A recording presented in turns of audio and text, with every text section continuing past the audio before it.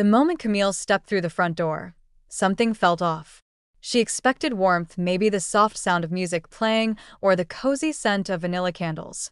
But instead, there was a heavy, unfamiliar fragrance lingering in the air, one that didn't belong to her.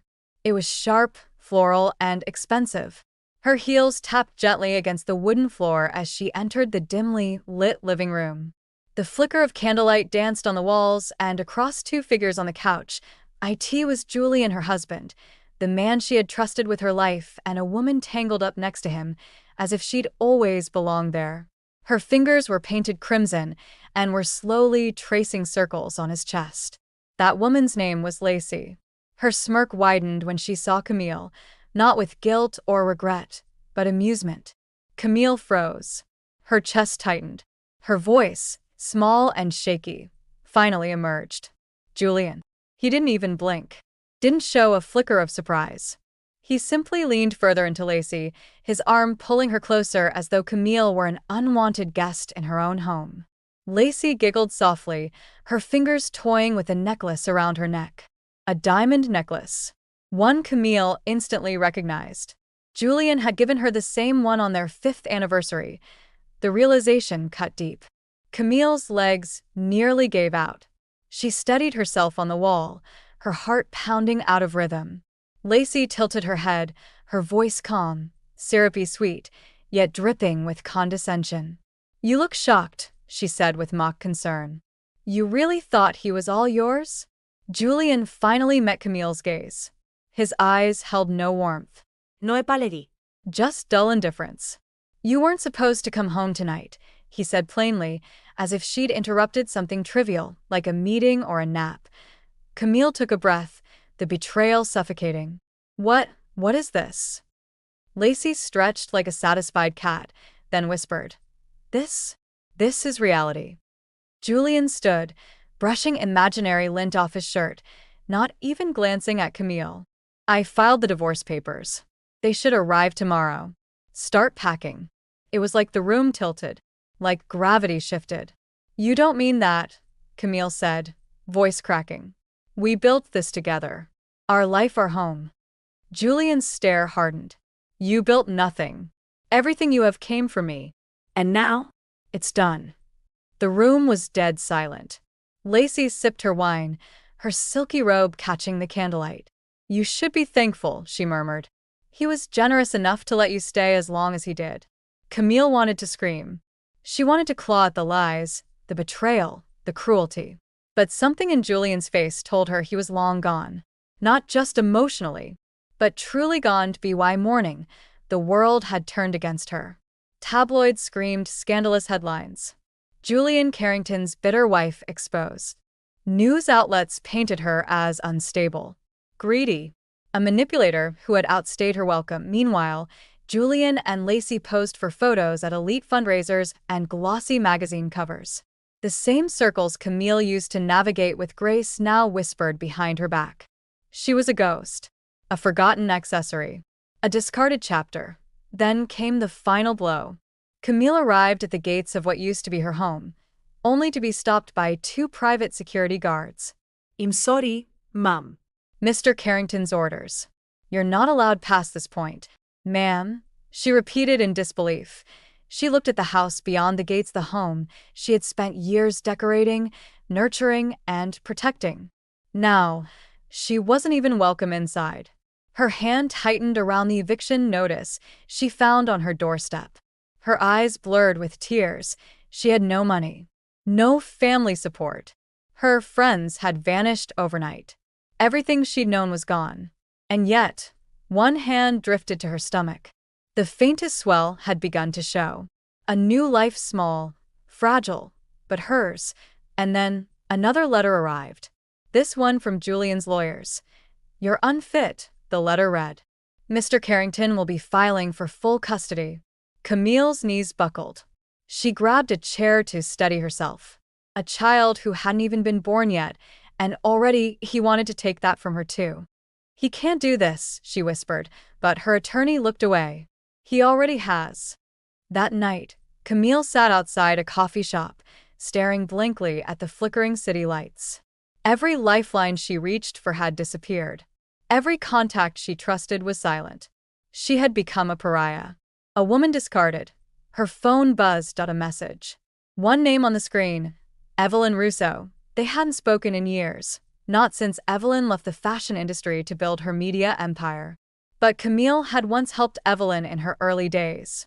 Back then, Evelyn said, "If I ever make it, you'll have a place." And tonight, Evelyn had made an offer. "Meet me tomorrow. I have something you need." Camille wiped her eyes, exhaled slowly, and replied. She wasn't sure if Evelyn was a friend or just another opportunist. But when the world tosses you aside, even a viper offering a hand looks like salvation. Evelyn's office sat atop a downtown skyscraper. Polished marble floors, sharp corners, and colder smiles. It was a place built on ambition. Camille entered without flinching. Evelyn looked up from her desk. "You look like someone who's been pushed too far." Camille didn't blink. "I'm not here for pity. If you called me, you need something." Evelyn grinned. "There she is. That's the woman I remember. Julian's business is falling apart, he just doesn't know it yet. And I want him to fall faster." Camille narrowed her eyes. "You want revenge. Let's call it justice with lipstick. And you're the perfect weapon." Camille hesitated only a moment, then extended her hand. A deal was struck. Not for survival, but for reckoning. Before we continue the story, if you're new here, please consider subscribing to our channel. It really helps us keep making stories like this. Evelyn gave Camille everything she needed: confidential files, access to contacts, timelines, strategy decks, and most importantly, a clear path to dismantle the empire Julian had built on deception. For nights, Camille worked in silence, connecting the dots between the headlines and the hushed boardroom gossip. She wasn't just planning revenge, she was crafting it. Julian's business, once considered bulletproof, had hairline cracks spreading fast. Major investors were growing uncomfortable.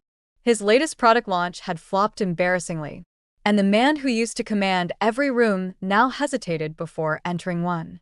His partners couldn't place it, but they sensed that the control he once had was slipping. The center of it all was Lacey.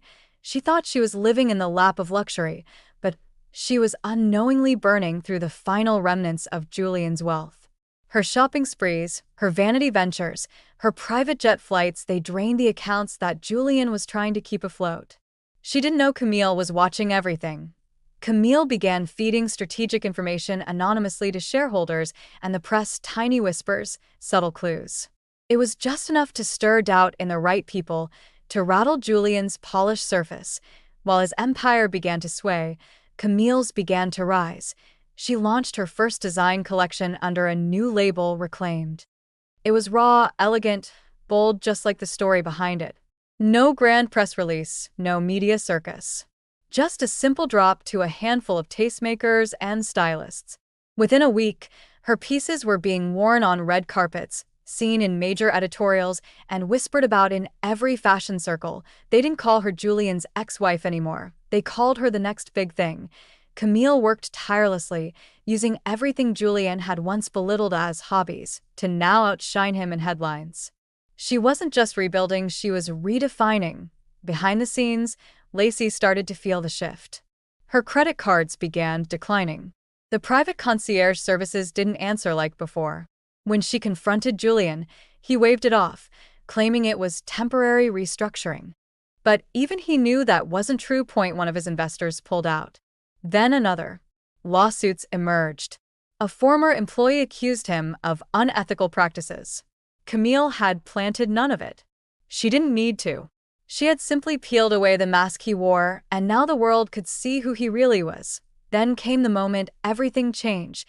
A critical merger, the one thing Julian needed to salvage what was left of his business, was quietly intercepted. Camille walked into the boardroom with Evelyn at her side. Julian's face turned to stone.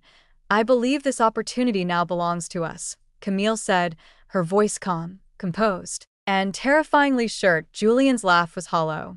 "You can't outbid me. You don't have the resources." Evelyn leaned forward. "She does now." Before Julian could respond, the contracts were signed. Camille didn't gloat. She simply stood, offered a polite nod to the stunned room, and walked out, leaving Julian to sit in the ashes of what he had once called his legacy. Lacey was waiting for him outside that boardroom. For the first time, she looked nervous. "You said this was handled," she whispered. Julian said nothing. That night, Camille sat by her window, holding her growing belly, watching the city lights flicker like silent applause. She hadn't needed to scream, hadn't thrown a punch. She let the truth unravel him. He had destroyed himself, but Julian wasn't finished.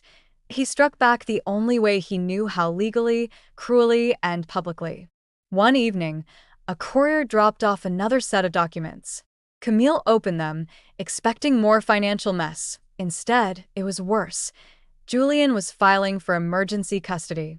In the petition, he claimed Camille's business was consuming her, that she was emotionally unstable, that she was incapable of providing a structured, healthy environment for their child. It was filled with lies, twisted facts, and exaggerated stories planted by Julian's PR team. The media caught wind of it immediately. Camille sat with her lawyer, reading through every line, her fingers trembling but her jaw clenched. "He wants a war," she said finally. "He's going to get one." Her legal team began preparing for a battle that would take months, maybe longer.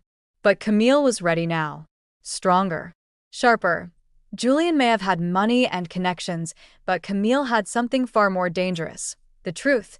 Julian believed his reputation alone could win the custody case, but Camille had learned far too much about how he played the system. She anticipated every move. The planted stories, the biased psychologists, the character witnesses he tried to bribe. And for each lie he told, Camille came with receipts. Her lawyers presented recordings, messages, financial statements, and sworn testimony from ex-staffers who had seen Julian's temper and manipulation firsthand. They painted a very different picture from the man the media once idolized, one of control, gaslighting, and image obsession, and the court started listening. But even as the legal war raged on, Camille didn't stop building. Her company tripled in value within 6 months.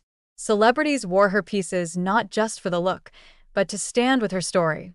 She became a symbol not of revenge, but of resilience. Still, her past hadn't stopped haunting her completely. Then came the twist she hadn't seen coming.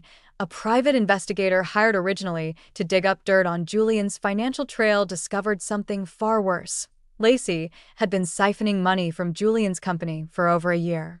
Milio. She had set up shell companies, hidden accounts, and secret investments under fake names. She wasn't just the mistress. She was an opportunist preparing her escape. Camille felt the news like a punch, not because she sympathized with Julian, but because the betrayal was layered. Lacey had played them both.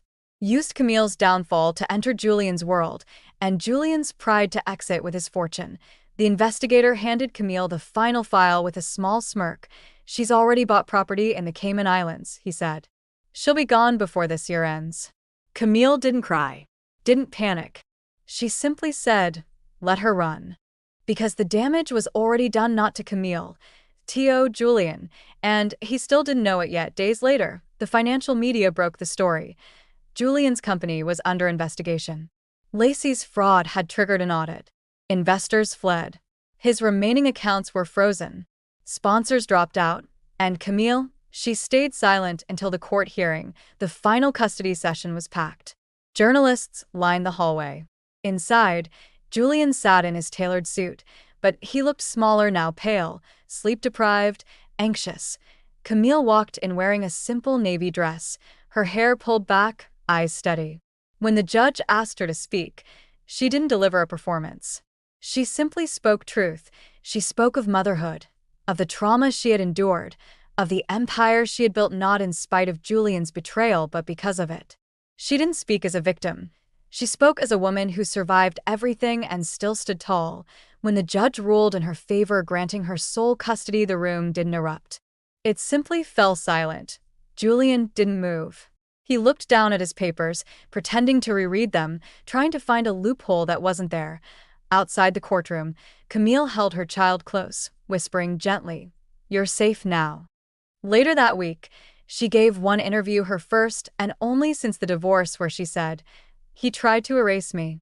All he did was teach me who I really am." Julian's world continued to collapse. His board voted to remove him from his own company. News outlets once loyal to his PR team now printed exposes. His name became synonymous with ego, downfall, and scandal. Lacey? She vanished without a trace, just as Camille predicted. No one came looking for her. Not even Julian, and Camille, at long last, stood in the ruins of what once was her prison. Only now, it was her platform. Her brand went public. Her memoir hit #1 on bestseller lists, and she didn't spend a single breath talking about Julian ever again because he no longer mattered. She had everything she needed, and most importantly, she had finally won, not just in court, not just in headlines, but in peace. Julian sat alone in what used to be his corner office, now stripped of decor. Paintings removed. Even the desk emptied. His empire had collapsed faster than he ever thought possible. The phones no longer rang. The media had moved on from his disgrace. Even Lacey had disappeared, leaving behind only legal chaos and unpaid debts. He stared at the final piece of paper in front of him, a formal notice. He was officially removed as CEO. No golden parachute. No seat on the board. Just silence and shame. Meanwhile, across the city, Camille stood under the soft glow of lights at her brand's flagship store. Photographers called her name. Reporters crowded around, but she didn't need to say much. Her presence was the headline now. In one arm, she held her child. In the other, the ribbon-cutting scissors to open her latest venture. Cameras flashed as she spoke softly to her team and guests. This isn't just a store. It's proof that your story doesn't end when someone tries to write you out. The applause echoed like thunder. Her foundation, a nonprofit dedicated to helping single mothers rebuild after abuse, had already provided housing to dozens of women. She'd spoken at women's conferences, partnered with mentorship networks, and even funded legal aid for custody battles like the one she had fought. She wasn't just a businesswoman now. She was a movement. Evelyn stood beside her that night, champagne in hand. You didn't just rise, Camille. You rewrote the ending. Camille smiled, but her eyes held peace, not pride. He thought he took everything. But he gave me the one thing I never had before. What's that? Evelyn asked. Myself, Camille replied. A few weeks later, Camille returned to the mansion that had once been her home, the place where everything began to fall apart. It was vacant now. The marble floors were cold and echoing. The chandelier still hung above the grand staircase, dusty but intact.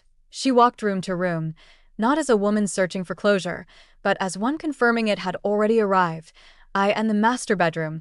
She placed a small framed photo of her and her baby on the windowsill. It was the only thing she left behind on her way out. She scribbled a note on the back of a torn envelope and tucked it between the dining room chairs, the same spot where she once begged Julian to explain his betrayal. The note read, "You built your kingdom on my silence. I rebuilt mine on your collapse." She walked out without looking back. Outside, her car waited. Her assistant opened the door. Her child giggled in the back seat, arms reaching for her. Camille climbed in, the city lights stretching in every direction, endless, like her future. If you enjoyed this story, please subscribe to our channel and let us know your favorite moment in the comments. As the car pulled away, cameras flashed once more. Not for the man who had once ruled the business world, but for the woman who had risen from its ashes and built something greater. Her empire? Just getting started. Her peace? Fully claimed. Her legacy? Unbreakable. Months passed. The headlines slowly changed from "Scorned Wife's Revenge" to "Camille Carrington Reshapes Modern Power." She was no longer known in relation to anyone else. Not Julian. Not Lacey. Not even Evelyn. She stood alone now, with her name recognized around the world. Her memoir, Silk and Steel, debuted at #1 on the bestseller list. In it, Camille didn't tell the story of a man's betrayal. She told the story of a woman who chose not to break. The book became a manifesto for women trapped in silence, in toxic homes, in gilded cages. It was translated into over a dozen languages within 3 months. When she was invited to speak at a global summit for women in leadership, Camille took the stage in a sharp white suit, no jewelry, no embellishments. Just truth. I lost everything, she said, pausing as the room hung on her words. And that was my gift. Because what remained was me. The audience stood. It wasn't applause for success, it was applause for survival. Behind the scenes, Camille had done something far more impactful than fashion or books. She had launched the Carrington Initiative, a fund providing legal, emotional, and financial support for women fighting custody battles, domestic manipulation, or business sabotage. She staffed it with people like her: survivors, single moms, former assistants, fired whistleblowers, people who had been overlooked and underestimated. The foundation grew quickly. She built safe housing networks, opened wellness centers, offered entrepreneurship scholarships to women who had been told they were just wives. And she did it quietly, no press, unless the story benefited someone else. Camille had learned to value spotlight only when it lifted others with her. Julian, meanwhile, faded into obscurity. The last public mention of him was buried deep in a blog post about white-collar crime, a man who had once been a billionaire but now faced mounting civil suits. He'd relocated to a rented apartment in a less glamorous part of town.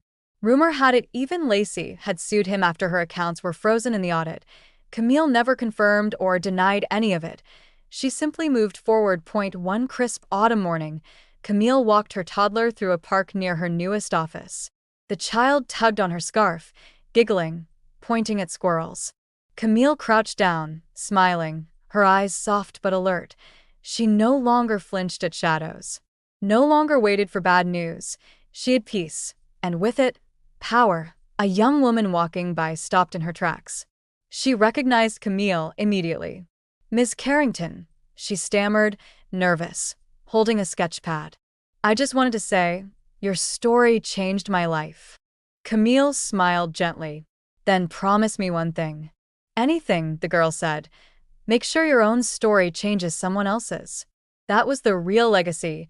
Not the company, not the court win, but the ripple, the fire that passed on, not to destroy, but to light up the path for others. Camille stood again, held her child close, and walked forward, not away from the past, but toward a future only she could have built. 5 years later, the name Camille Carrington wasn't just associated with fashion, it was a global brand of empowerment.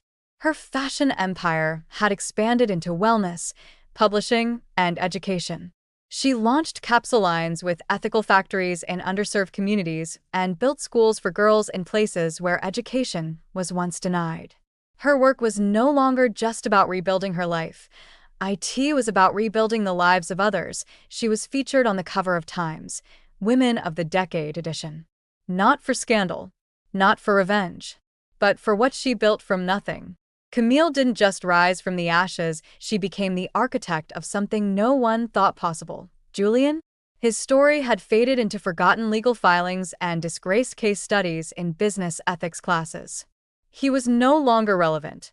Even Lacey, now separated from him, had tried to re-enter the spotlight through reality TV, but public sympathy had long since shifted. No one rooted for the ones who broke others to get ahead. Camille didn't acknowledge them anymore. She didn't need to point. One afternoon, she stood on the balcony of her lakefront home. Her daughter, now a confident, clever little girl, ran across the lawn below, giggling with a puppy trailing behind her. Camille held a warm mug of coffee, watching her, heart full but steady. Evelyn joined her, older now, a bit softer around the edges. "You ever think about how far you've come?" Camille didn't look away from her daughter. "Every day. But I don't measure it by headlines anymore." "How do you measure it then?" Evelyn asked. Camille exhaled. "By peace. And knowing no one can take it from me again." Later that month, Camille returned to the courtroom not for trial, but as an honored guest. She had donated millions to expand legal access for women with no voice. She stood behind the podium as a young mother received her custody rights back, tears streaming down her face. Camille didn't speak much that day. She didn't need to. Her presence alone told the story, and back home, as she tucked her daughter into bed, the child asked innocently, "Mommy, were you ever scared when I was in your tummy?" Camille paused, then smiled. "I was. But then I realized you weren't just growing inside me. You were making me brave." And in that quiet, moonlit room, the final chapter wasn't about power.